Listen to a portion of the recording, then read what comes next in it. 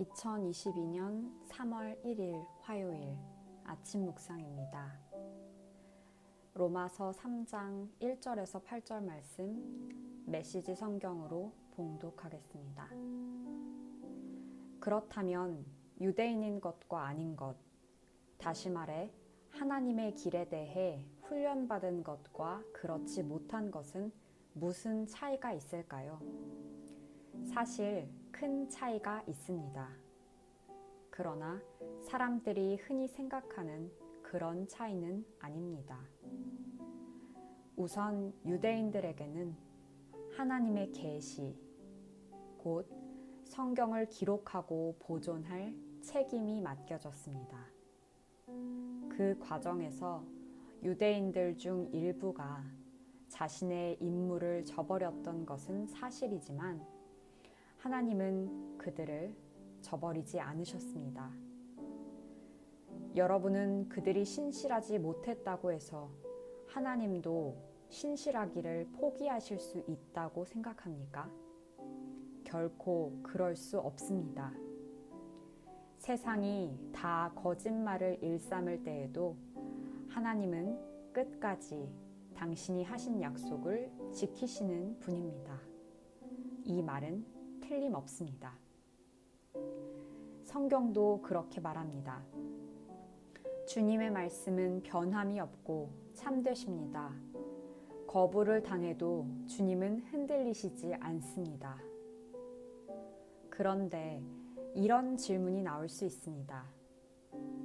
우리의 악한 행위가 오히려 하나님의 의로운 행위를 분명히 드러내고 확증한다면 그 일로 우리는 오히려 칭찬받아야 하는 것 아닌가?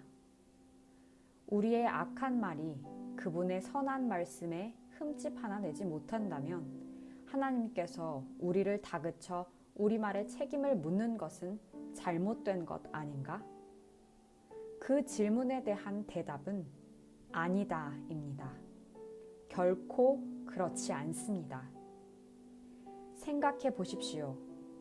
하나님께서 바르지 않은 일을 하신다면 어떻게 그분께서 세상을 바로 세우실 수 있겠습니까?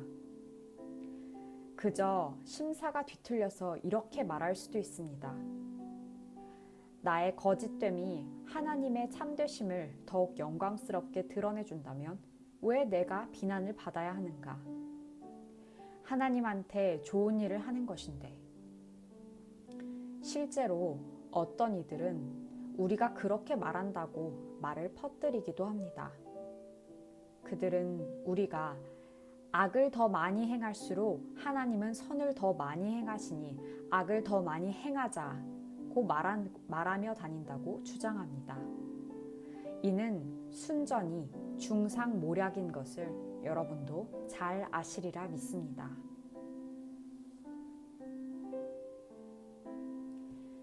사랑하는 주님, 오늘도 최고의 날입니다. 오늘은 로마서 3장 1절에서 8절 말씀을 묵상했습니다. 1절과 2절 말씀에서 바울은 일찍이 하나님의 길에 대해서 훈련받은 유대인의 특권과 훈련과 율법과 말씀에 대한 유대인의 책임에 대해서 이야기합니다. 하나님의 말씀을 기록하고 보존할 책임이 있다는 것이 얼마나 큰 영광이고 특권입니까? 최근 이어령 선생님과의 인터뷰를 바탕으로 엮은 책 이어령의 마지막 수업을 쓴 김지수 작가의 고백이 떠오릅니다. 위대한 스승을 가장 가까이서 묻고 답하며 그 이야기를 기록할 수 있었던 것이 얼마나 영광스러웠던지 그는 내가 인터뷰어로서 꿈꿀 수 있는 가장 달콤한 꿈이었다고 고백했습니다. 하물며 하나님의 말씀을 가장 먼저 받고 기록하고 전하는 사명을 받은 유대인의 특권은 분명 대단한 것이고 부러운 일입니다. 그러나 그렇게 가까이 하나님과 하나님의 말씀을 대면하고도 하나님을 제대로 알지 못하고 불순종하며 사명을 거스르는 것이 유대인의 모습이었고 이는 우리의 모습이기도 합니다. 정말 다행인 것은 우리가 하나님을 저버려도 하나님은 우리를 저버리지 않으신다는 것. 우리가 신실하지 못해도 하나님의 신실하심은 변함이 없다는 것입니다. 주님의 말씀은 변함이 없고 참되십니다. 거부를 당해도 주님은 흔들리시지 않습니다.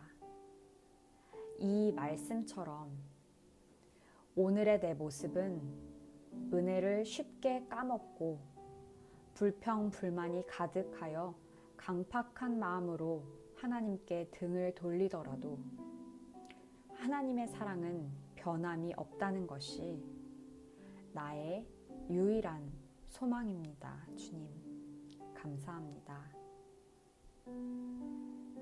출애굽기를 보면 얼마나 어이가 없는지요. 10가지 기적을 보여주며 탈출을 시켜주었더니 홍해 앞에서 원망을 합니다. 홍해를 갈라주었더니 물이 없다고 원망을 하고, 물과 먹을 것을 주니 고기가 없다고 원망을 하고, 고기를 풍성하게 주어도 그 다음 원망을 이어갑니다. 전에는 이스라엘 백성이 참 이해가 안 됐는데 갈수록 참 다행이라는 생각이 들었습니다. 철없이 불순종하는 이스라엘의 모습이 딱 저의 모습이기에 그 모습에도 불구하고 하나님의 신실한 사랑과 약속은 변함이 없다는 게 든든한 소망이 됩니다. 이처럼 신실하신 하나님과 정반대되는 파렴치한 인간의 모습이 7절과 8절에 나옵니다. 나의 거짓됨이 하나님의 참되심을 더욱 영광스럽게 드러내준다면 왜 내가 비난을 받아야 하는가? 하나님한테 좋은 일을 하는 것인데 악을 더 많이 행할수록 하나님은 선을 더 많이 행하시니 악을 더 많이 행하자. 이 말은 우리의 악함이 하나님의 선함을 망가뜨릴 수 없으니 우리는 잘못이 없고 인간의 악한 행위로 하나님의 의로움이 더욱 드러난다면 오히려 악을 더 행해야 하는 것 아니냐는 망언입니다. 이처럼 인간의 이기적이고 악한 모습에는 끝이 없습니다. 주님의 말씀으로 내 삶을 조명하지 않으면 나 또한 이런 악한 말을 일삼는 자가 됩니다. 구원의 은혜에 감격하다가도 쉽게 내 삶을 하찮게 여기게 될 때가 있습니다. 수술의 과정이 은혜롭게 잘 끝나서 감사의 인사를 드리다가도 내 마음대로 되지 않는 작은 일에 쉽게 성을 냅니다. 이렇게 약하고 악한 나를 위해 예수님의 십자가가 있었습니다. 내 힘으로는, 능력으로는, 의지로는 해결할 수 없고 점점 나빠질 수밖에 없는 나를 위해 예수님이 대신 십자가를 지시면서 죄의 값을 치러주시고 깨끗하게 구원해 주셨습니다. 주님, 말씀을 조금만 놓치면 무거운 죄를 짊어지고 있는 나를 발견합니다. 그러나 이런 나와는 전혀 다르게 성실하고 신실한 사랑으로 나를 지키시고 나와 함께 하시는 능력의 하나님을 바라봅니다. 오늘도 주님을 바라보는 것이 십자가에 대한 마땅한 반응임을 생각하며 내 모습이 아니라 예수님의 보혈과 말씀에 근거하여 새로운 몸과 마음으로 시작하겠습니다. 할렐루야.